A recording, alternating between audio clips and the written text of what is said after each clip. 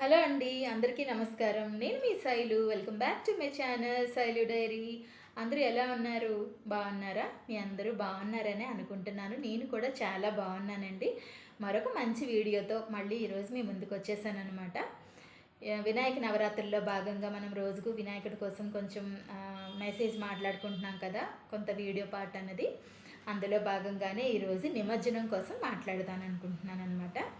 నిమజ్జనం కోసం చెప్పడానికి రెడీ అయ్యాను. మరి మా ఏరియాలో అయితే నిన్న వినాయక నిమజ్జనం జరిగిపోయిందండి. మరి మీ ఏరియాలో జరిగిపోయిందా? 10 రోజులు భక్తి శ్రద్ధలతో పూజించి రకరకాల నైవేద్యాలు సమర్పించి 11వ రోజున జల నిమజ్జనం చేయడంలో వెనుక ఉన్న అర్థం ఏమిటి అన్నది ఈరోజు వీడియోలో మనం మాట్లాడుకుందాం.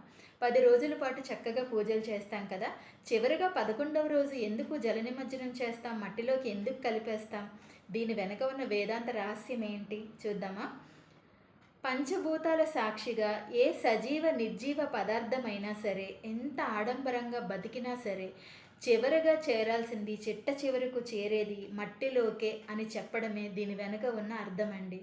అంతే కదా, ఎంత గొప్పగా బ్రతికినా కూడా ఎంతోమంది మహానుభావులు, ఎంతోమంది ఎంత చక్కగా బతికారు, ఎంతో చరిత్ర ఘన చరిత్ర ఉన్నవాళ్ళు కూడా చివరిగా మట్టిలో కలిసిపోవాల్సిందే కదా. దీని వెనుక ఉన్న అర్థం ఇదన్నమాట. తర్వాత బుధుడు అధిపతి అయిన హస్త వినాయకుని జన్మ నక్షత్రం అనమాట. బుధుడికి ఆకుపచ్చదనం అంటే చాలా ఇష్టం. ఈ భాద్రపద మాసం ఈ చుట్టుపక్కల పర్యావరణం అంతా కూడా చాలా పచ్చగా ఉంటుంది. వర్షాలు పడి ఎక్కడ చూసినా గడ్డి మొక్కలు చక్కగా పెరిగి పూలు ఆకులతో నిండి ఉంటుంది ప్రకృతి అంతా కూడా. అలాగే మన వినాయకునికి కూడా పచ్చదనం అంటే చాలా ఇష్టం. అందుకనే గరికతోని పూజిస్తూ ఉంటాం. 21 రకాల పత్రాలతో కూడా మనం పూజిస్తూ ఉంటాం కదా, అందుకనే అనమాట. ప్రతి ఒక్క పత్రం ఒక్కొక్క ఔషధ గుణం కలిగి ఉంది. అలాగే ఈ చెరువు ప్రాంతాలు ఇవన్నీ కూడా పూడికతో నిండి ఉంటాయన్నమాట. ఈ మట్టిలోకి దిగి ఇవన్నీ చేయడం వలన పూడిక తీసినట్లు కూడా అయి కొంత పర్యావరణానికి కూడా మేలు జరుగుతుందన్నమాట.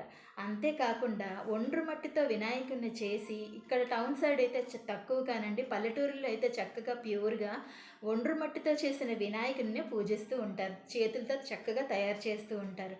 అలా ఒండ్రు మట్టిలో చేతులు పెట్టి వినాయక ప్రతిమను తయారు చేసి పూజించి దాంట్లో ఎక్కువసేపు నానడం వలన ఆ మట్టి, ఒండ్రు మట్టి కూడా మన శరీరానికి చాలా మంచిదట అని ఆయుర్వేద నిపుణులు చెప్తున్నారనమాట.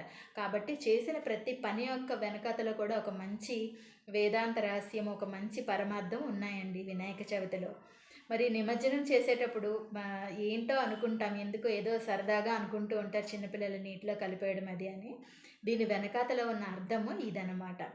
అలాగే ఇంకా పచ్చదనం ఎక్కడైతే ఉందో అక్కడే బాగా మొక్కలు అన్నీ చక్కగా కనిపిస్తూ ఉంటాయి కదా, అలాంటి దగ్గర చెరువుల దగ్గరికి తీసుకెళ్ళి ఈ వినాయక చవితి రోజున 11వ రోజున వినాయక విగ్రహాన్ని నిమజ్జనం చేస్తూ ఉంటారనమాట నీటిలో.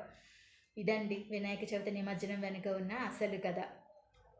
ఇంకా నిమజ్జనం చేసేటప్పుడు అయితే కొంచెం అల్లరి చిల్లరిగా కాకుండా కొంచెం భక్తి శ్రద్ధలతో చక్కగా నిమజ్జనం చేస్తే బాగుంటుంది. అలాగే పాటలు ప్లే చేస్తూ ఉంటారు కదండి, ఆ పాటలు కూడా కొంచెం దేవుడికి సంబంధించినవి వేస్తే బాగుంటుంది అని నా అభిప్రాయం. ఎవరి అభిప్రాయం వాళ్ళది. కాకపోతే చేసే పని దైవకార్యం కాబట్టి కొంచెం సరదా ఉంటుంది. సరదా ఉన్నా సరే కొంచెం అదే టైంలో భక్తి శ్రద్ధలతో నిమజ్జనం చేస్తే బాగుంటుంది. ఆ దేవుడి ఆశీర్వాదం కూడా మనకి లభిస్తుంది అని నేను అనుకుంటున్నాను. ఇదండి నిమజ్జనం వెనుక ఉన్న అసలు కథ. వీడియో మీకు ఎలా అనిపించింది మరి?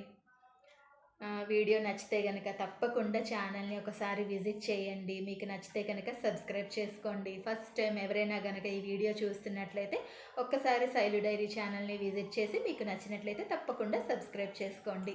మన ఛానల్లో లాంగ్ వీడియోస్ చాలా యూస్ఫుల్గా ఉంటాయి. అలాగే షార్ట్ వీడియోస్ మంచి ఎంటర్టైనింగ్గా ఉంటాయి అన్నమాట. తప్పకుండా ఛానల్ని విజిట్ చేసుకుని సబ్స్క్రైబ్ చేసుకోండి. సబ్స్క్రైబ్ చేసుకున్న వెంటనే పక్కనే ఉన్న బెల్ ఐకాన్ని క్లిక్ చేయడం మాత్రం మర్చిపోకండి. ఎందుకంటే ఫర్దర్గా నేను ఏదైనా న్యూ వీడియో పెట్టినప్పుడు మీకు నోటిఫికేషన్ రూపంలో అది మెసేజ్ అందుతుందన్నమాట.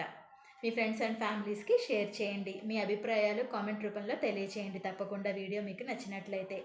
మీకు వీడియో నచ్చిందని అనుకుంటున్నాను. మరొక మంచి వీడియోతో మళ్ళీ కలుస్తాను. అంతవరకు ప్రేమతో మీ శైలు. జై గణేష.